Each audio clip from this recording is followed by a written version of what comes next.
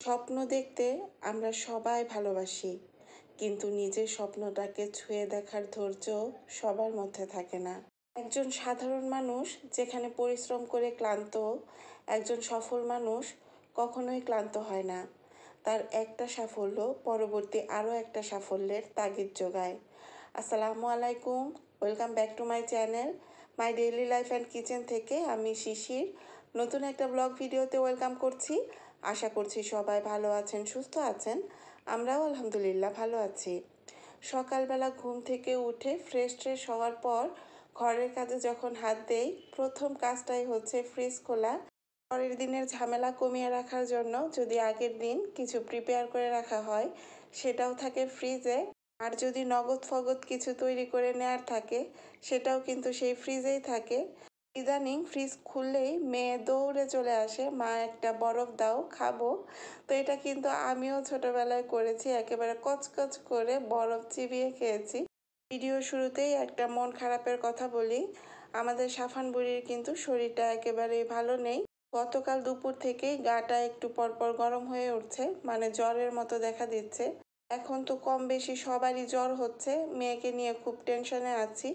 তো এমনিতে তো সুস্থ থাকলে খুব একটা কোলে উঠতে চায় না, কিন্তু অসুস্থ হয়ে গেলে কিন্তু বাচ্চারা একেবারেই কোল থেকে নামতে চায় না। প্রত্যেকটা মায়ের কাছে তার বাচ্চার সুস্থতা সবার আগে। একটা সময় নিজের সুস্থতা নিয়ে চিন্তা করতাম, এখন কিন্তু সেই চিন্তাটা একেবারে ভুলেই গেছি। মেয়ে যদি কোনো কারণে অসুস্থ হয়, সর্বপ্রথম যে জিনিসটা আমার মাথায় আসে সেটা হচ্ছে আমি যদি অসুস্থ হতাম সেটাই ভালো হতো। তো মেয়ের এই জ্বরের জন্য আমি আর সাফানের বাবা গতকাল রাতে দুইজনের একজনও একেবারে ঘুমাতে পারিনি। তো এরকম রাতে যদি ঘুম না হয়, সকালবেলা কিন্তু মাথাটা ভার হয়ে থাকে, চোখ জ্বালা করে। এইদিকে মেয়েকে তার সকালের নাস্তাটা খাইয়ে দিয়ে আমাদের জন্য নাস্তা রেডি করে নিচ্ছি। আজকেও কিন্তু খুব অল্প সময়ে অনেক মজার একটা নাস্তা বানাবো। তো এখানে হচ্ছে ময়দার একটা খামির করে নিচ্ছি, আর ময়দার সঙ্গে আমি দিয়েছিলাম সামান্য একটু চিনি, একটু লবণ আর অল্প একটু তেল। রাত জেগে শরীরটা আজকে এত বেশি খারাপ লাগছিল, কিন্তু বাচ্চার মা হিসাবে শরীরে এখন এটা মোটামুটি সয়ে গেছে। তো ভিডিওটা যারা দেখছেন প্লিজ ভিডিওটাতে একটা লাইক দিয়ে তারপর ভিডিওটা কন্টিনিউ করবেন। আর আজকে যারা আমাকে প্রথম ভিজিট করছেন, চাইলে চ্যানেলটা সাবস্ক্রাইব করে দিতে পারেন। যারা ফেসবুক পেজ থেকে আমার ভিডিওটি দেখছেন, চাইলে পেজটা ফলো দিয়ে রাখতে পারেন। আমার ডেসক্রিপশন বক্সে ফেসবুক পেজের লিঙ্কটা দেওয়া থাকবে। আমার গত ভিডিওতে দেখানো ডিম দিয়ে বানানো ঝটপট নাস্তার রেসিপিটা কিন্তু অনেক আপুরা পছন্দ করেছিলেন। তো আজকেও সেরকমই ঝটপট একটা নাস্তা বানিয়ে নিচ্ছি। তো এরকম ডাল কিন্তু প্রায় সময়ই সাফানের জন্য আমি প্রেসার কুকারে সেদ্ধ করে ডিপে রেখে দেই। সবসময় দেখা যায় যে শুকনা ভাতটা খেতে চায় না, আবার ঝোলের তরকারিটাও মাঝে মাঝে একটু ঝাল লাগে। তখন এরকম ডালটা শুধুমাত্র পানি দিয়ে একটু ফুটিয়ে নিলেই হয়, আর ঝোলের তরকারি থেকে মাছ বা মাংস কিছু উঠিয়ে দেই। তো এখানে হচ্ছে পেঁয়াজ কাঁচামরিচের সঙ্গে আমি একটু ডালটা কষিয়ে নিচ্ছি, আর এরপর এক এক করে আমি গুঁড়ি মশলাগুলো দিয়ে দেব। তো গুঁড়ি মশলার মধ্যে কিন্তু আমি দিয়েছিলাম হলুদ, ধনিয়ার গুঁড়া, দিয়েছিলাম সামান্য একটু জিরার গুঁড়া। এখানে কোনো রকম মরিচ গুঁড়ি দেইনি, কারণ হচ্ছে আমি বেশ কিছুটা কাঁচামরিচ ইউজ করেছি। কাঁচামরিচের ঝালটা এখানে পারফেক্ট হিসেবে থাকবে।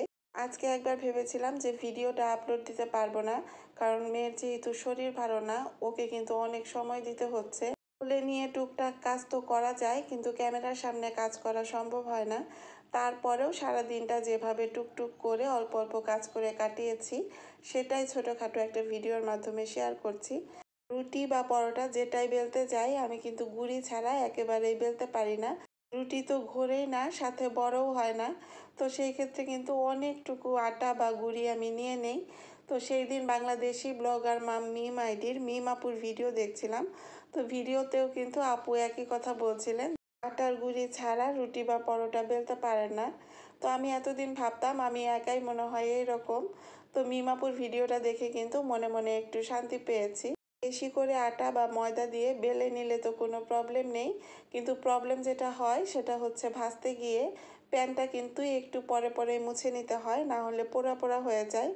তো যাই হোক, এখানে যে আমি রুটিটা বানিয়ে সেটার ভেতরে ডালের পুরটা আমি পুরো রুটিতে এভাবে ছড়িয়ে দিয়েছি। এখন ফোল্ড করে নেব। নাস্তাটা বানানো কিন্তু একেবারেই কঠিন না, খুবই সহজ। ভিডিওটা দেখলেই বুঝতে পারবেন। তো চটজলদি যদি কোনো নাস্তা বানাতে চান, এই ধরনের নাস্তা কিন্তু বানিয়ে ফেলতে পারেন। অনেকেই আছেন ডাল পুরি খেতে খুব পছন্দ করেন, কিন্তু এই নাস্তাটা যদি একবার খান তাহলে কিন্তু ডাল পুরির থেকেও অনেক বেশি মজা লাগবে।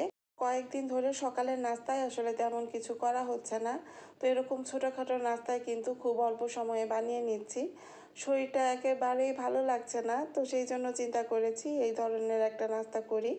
জুবায়ের আহমেদ আইডি থেকে আপু কমেন্ট করেছিলেন, আসসালামু আলাইকুম আপু, আপনার ভিডিওটা খুব ভালো লাগলো। আপনাদের ব্লগারদেরকে আমি স্যালুট জানাই। আপনারা অনেক কষ্ট করে ভিডিওগুলো তৈরি করেন। আপু ভালো থাকবেন। তো আপু, আপনাকে অসংখ্য অসংখ্য ধন্যবাদ আমাদেরকে বোঝার জন্য যে আমরা এত কষ্ট করে ভিডিওগুলো মেক করি। আর আপনারা যখন ভিডিওগুলো দেখে লাইক বাটনে একটা প্রেস করে দেন, তখন কিন্তু সারাদিনের কষ্টটা ভুলে যাই। মিতা সুমন লাভ আইডি থেকে আপু কমেন্ট করেছিলেন, আপু তুমি এত মজার কথা বলো, শুনে আমি শুধু হাসি। তো মিতা আপু, তোমাকেও অসংখ্য ধন্যবাদ আমার ভিডিওটা দেখে এত সুন্দর করে কমেন্ট করার জন্য। তো যখন কেউ ভিডিও দেখে এরকম বলে যে আপু আপনার কথা শুনে হেসে দিয়েছি, তো তখন কিন্তু এই যে কষ্ট করে ভিডিওতে ভয়েসগুলো দেওয়া হয়, সেই কষ্টটা সার্থক হয়ে যায়। তো যাই হোক, এখানে কিন্তু নাস্তাগুলো ভাজা আমার হয়ে গেছে, আর এটা কিন্তু বেশ ক্রিস্পি হয় আর খেতেও অনেক মজা হয়। আপনারা চাইলে ট্রাই করে দেখতে পারেন। তো এখানে হচ্ছে গতকাল একটা তরমুজ এনেছিল, তো সেটা হচ্ছে ফ্রিজে রেখেছিলাম, কারণ তরমুজটা একটু ঠান্ডা ঠান্ডা খেতে ভালো লাগে। এখন এটা কেটে নেব। তো তরমুজ কিন্তু এক একজন এক এক রকম করে কাটেন, তো আমি কিন্তু খুব একটা এক্সপার্ট না, তারপরেও একটা সহজ পদ্ধতি দেখাবো তরমুজ কাটার জন্য। তো যেভাবে কেটে দেখাচ্ছি এভাবে কিন্তু চামচ ছাড়াও তরমুজটা খেয়ে নিতে পারবেন। তো অভিজ্ঞ আপুরা তো জানেনই, ভিডিওর এই পার্টটা কিন্তু আমার মতো যারা আনাড়ি আছেন, অনভিজ্ঞ আছেন, যারা নতুন সংসার শুরু করেছেন বা নতুন গৃহিণী, তাদের জন্য। আমার বিয়ের পর আমার শ্বশুর আব্বাকে দেখেছি বিভিন্ন রকম ফল কাটতে, শুধুমাত্র আম আর কাঁঠাল ছাড়া। তো আমি নিজেও কিন্তু কোনো রকম ফল তেমন একটা কাটতে পারতাম না, এখন কিন্তু একটু একটু শিখে গেছি। আসলে সংসার জীবনের কিছুই শিখতে হয় না, সময় বা পরিস্থিতি সব শিখিয়ে দেয়। তো তরমুজগুলো কাটতে কাটতে একটা কমেন্ট পড়ে নেই। শিমুস লাইফস্টাইল আইডি থেকে আমার গত ভিডিওতে শিমু আপু কমেন্ট করেছিলেন, আপু আমার ছোট মেয়ে তোমার ছোটবেলার মতো নাস্তা খায় না সকালে, তোমার নাস্তার রেসিপিটা অনেক ভালো লাগলো, ট্রাই করতে হবে। বাজে কমেন্টের উত্তর দিতে হয় মাঝে মাঝে। আমিও পোলাওয়ে আন্দাজ মতো পানি দেই, জানালা পরিষ্কার করতে অনেক বেশি কষ্ট। তো শিমু আপু, তোমাকে অসংখ্য ধন্যবাদ এত সুন্দর করে আমার ভিডিওতে কমেন্ট করার জন্য।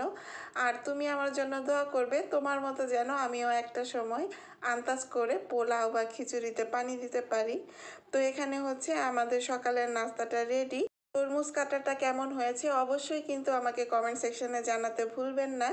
তো নাস্তা খাওয়ার পর কিন্তু মেয়েকে বেশ ভালো কিছুক্ষণ সময় দিয়েছি। তারপর টেবিলের রান্নাটা সেটা আমি তুলে নিয়েছি, এখন ডাইনিং টেবিলটা ক্লিন করে ফেলবো। মেয়েকে সময় দেওয়ার পাশাপাশি ঘরের কাজ করা, আবার এর ফাঁকে ফাঁকে একটু একটু করে ভিডিও করা, তো সব নিয়ে কিন্তু আজকে একটা নাজেহাল অবস্থার মধ্যে ছিলাম।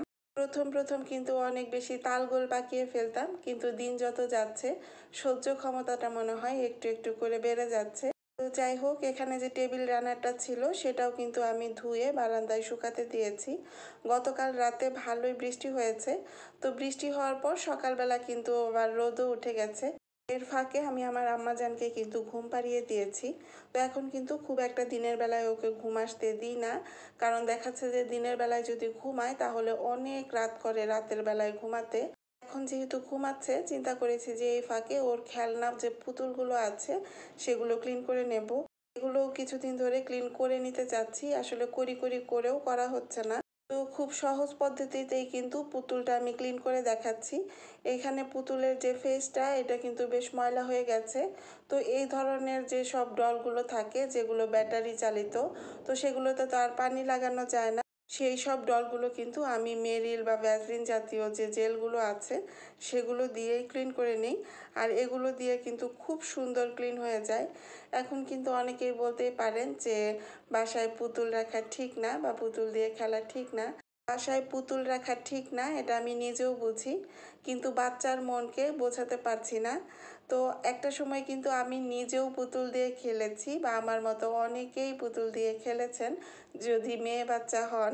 তো এখন কিন্তু আর সেই পুতুল দিয়ে খেলি না। তো আমার মেয়েটাও যখন আস্তে আস্তে বুঝতে পারবে, ও কিন্তু পুতুল দিয়ে খেলা বাদ দিয়ে দিবে।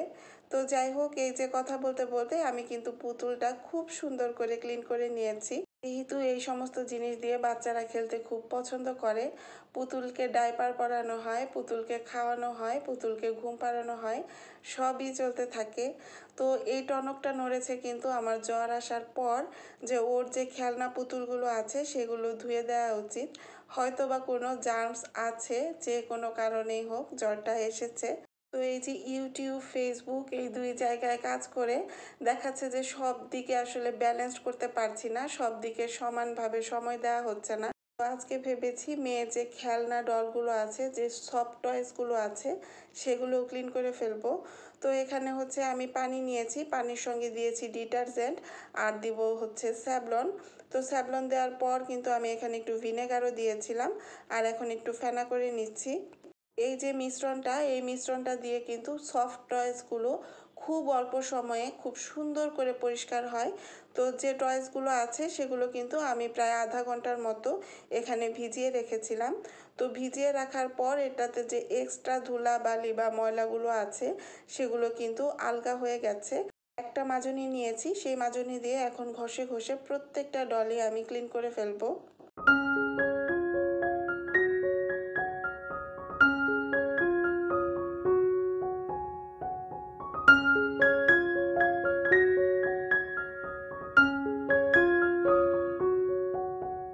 যেহেতু ডলগুলো আমি বেশ কিছু সময় সাবানের পানিতে ভিজিয়ে রেখেছিলাম, তো সেই জন্য কিন্তু এটা ক্লিন করা অনেক বেশি ঝামেলা হচ্ছে না। কিন্তু ডলগুলো অনেক বেশি ভারী হয়ে গেছে। ভিডিওতে ক্লিনিং কন্টেন্টগুলো দেখানো কিন্তু আসলে খুবই কষ্ট। তো যারা মাঝে মাঝে এগুলো শেয়ার করেন তারাই কিন্তু বোঝেন। তো সেদিন বাংলাদেশি ব্লগার মম রিয়া আইডি থেকে রিয়া আপু আমার ভিডিওতে কমেন্ট করেছিলেন, সকালের নাস্তা এত ঝটপট করে করে নিলে, দুপুরে রান্না করে নিলে, আবার কিচেনের জানালা পরিষ্কার করে নিলে, দেখে তো মনে হলো কতই তাড়াতাড়ি হয়ে গিয়েছে। শিশির, তুমি কিচেনের জানালা 3 থেকে 4 ঘন্টা ধরে ক্লিন করলে, তোমার কত সময় লেগেছিল কিচেন থেকে বের হতে জানাবে। তো রিয়া আপু, তোমাকে বলছি, ওই দিন যে আমি কিচেনের জানালাটা ক্লিন করেছিলাম, তো সব মিলে কিচেন থেকে বের হয়ে আমি দুপুরের খাবার খেয়েছিলাম বিকাল 5:30টার দিকে। তো এরকম কিন্তু প্রতিদিন ঝামেলা থাকে না। যেদিন আসলে একটু ক্লিনিং প্রজেক্টগুলো হাতে নেওয়া হয় সেদিন একটু কষ্টটা বেশি হয়। তো আজকে এই যে ডলগুলো ক্লিন করেছি, এগুলো করতে আমার প্রায় 1-1.5 ঘন্টার মতো সময় লেগেছিল। তারপরও জিনিসগুলো ক্লিন করে নিয়ে আমার মনের মধ্যে একটা শান্তি পাচ্ছি, যে এগুলো দিয়ে পরবর্তীতে মেয়ে যখন খেলবে, পরিষ্কার পরিচ্ছন্ন জিনিসপত্র দিয়ে খেলাধুলা করবে। কারণ আমরা প্রত্যেকটা মা যে কোনো কিছুর বিনিময়ে বাচ্চার সুস্থতাটাই আগে চাই। তো অনেক আপুরা কিন্তু আমাদের সুইটি টুইটিকে দেখাতে বলেছিলেন। তো সব সময় আসলে দেখানো হয় না। দেখানো না হওয়ার আরও একটা কারণ, আমাদের সুইটি টুইটির সংসার কিন্তু আবারও বড় হতে চলেছে, মানে ওরা আবার ডিম দিয়েছে। তো পাখি যখন ডিম দেয় তখন কিন্তু খুব একটা পাখির কাছে না যাওয়াই ভালো। তো সেই জন্যই খুব একটা কাছে আসা হয় না। Kitchen and daily blog ID থেকে লিজা আপু মাঝে মাঝে বলেন, সুইটি টুইটিকে দেখে ফারহা মামনি খুব আফসোস করে। তো ফারহা মামনি যদি আমার কাছে থাকতো, আমি কিন্তু এখান থেকে 2টা বাচ্চা ফারহা মামনিকে ট্রান্সফার করে দিতাম। তো লিজা আপু, যখন ফারহা মামনি সুইটি টুইটিকে দেখবে তখন মনে মনে ভেবে নেবে এখান থেকে 2টা পাখি ওর জন্য। তো আজকে কিন্তু রান্নার খুব একটা ঝামেলা করতে পারিনি। একটা চুলাতে আমি পাবদা মাছ ভুনা করে নিচ্ছি, আরও একটা চুলাতে আমি হচ্ছে আলু ভাজি করে নেব।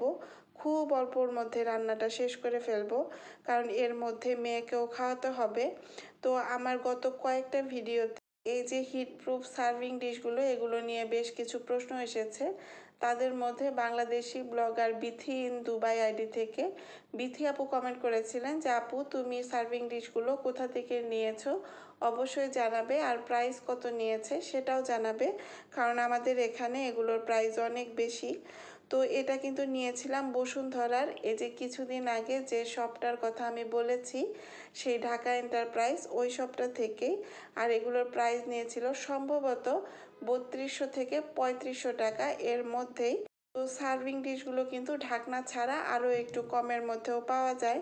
তো আজকে এত বেশি ঝামেলার মধ্য দিয়ে গিয়েছি, এই যে অ্যাকোরিয়ামের মাছটা এটাকে খেতে দেইনি, তো সাফানের বাবা দিয়ে দিচ্ছিল। আজকের ভিডিওটা এই পর্যন্তই। আল্লাহ হাফেজ।